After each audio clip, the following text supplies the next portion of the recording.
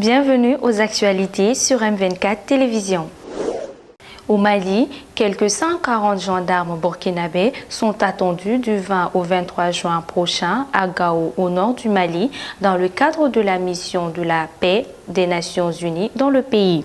Le 31e escadron est constitué d'un groupe de commandement, un peloton hors rang chargé du soutien et de 3 pelotons de marche identiques, a indiqué un responsable au sein du ministère burkinabé de la Défense. Le Burkina Faso est le 11e pays contributeur de troupes au monde dans le cadre de missions onusiennes, dont plus de 1740 hommes au Mali.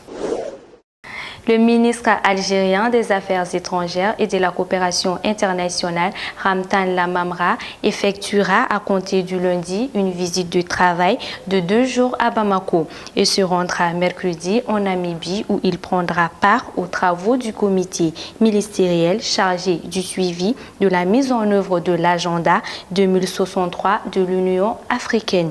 À Bamako, M. Lamamra coprésidera avec son homologue malien Abdoulaye Diop la 11e session du comité bilatéral stratégique algéro-malien pour le Nord Mali. En Gambie, les autorités gambiennes ont fini par le reconnaître officiellement et par écrit. Solo Sondeng est bien mort en détention. Cette information a été confirmée par un avocat de la famille. L'opposant avait été arrêté le 14 avril avec plusieurs autres personnes après un rassemblement pour réclamer des réformes politiques en vue de la présidentielle prévue en décembre prochain et à laquelle le chef de l'État, Yahya Jammeh, est de nouveau candidat. Au Niger, des hommes armés ont attaqué le camp de déplacés de Gagam dans le sud-est du pays, jeudi 16 juin au soir, quelques heures après le passage d'une importante délégation ministérielle. Le bilan exact de l'attaque du camp, qui porte la marque de Boko Haram, n'est pas connu, mais 7 gendarmes ont été tués. En Centrafrique, un chauffeur d'un convoi de Médecins sans frontières a été tué ce vendredi 17 juin dans le centre-est du pays lors d'une attaque menée par des individus armés non identifiés. C'est un signe de l'insécurité qui persiste en Centrafrique. Cette fois, le convoi qui a été attaqué acheminait du matériel non médical et du carburant de Bangui vers les projets de l'ONG de Bangassou. En Égypte, l'ex-président déchu Mohamed Morsi, arrêté par des militaires en 2013, a de nouveau été condamné à la prison à vie samedi par un tribunal égyptien. Ce procès portait sur une affaire d'espionnage au profit du Qatar.